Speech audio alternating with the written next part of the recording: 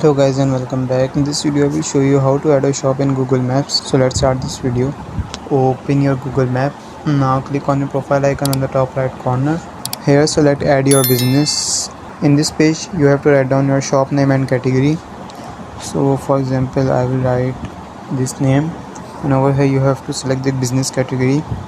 So as you can see I have selected the category. Now just click on next. Over here you have to click on yes. Now click on next. Now here you have to write down your shop address. So for example I will write down this address.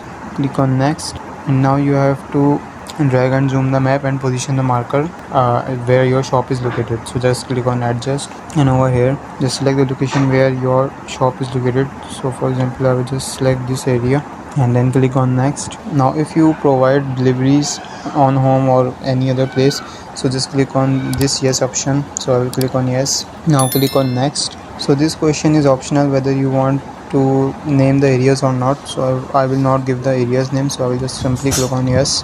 Now here you have to write down your shop address, shop website and phone number. After writing it you have to click on next. So I will just skip this part. Click on yes and then click on next. So as you can see I am now verified.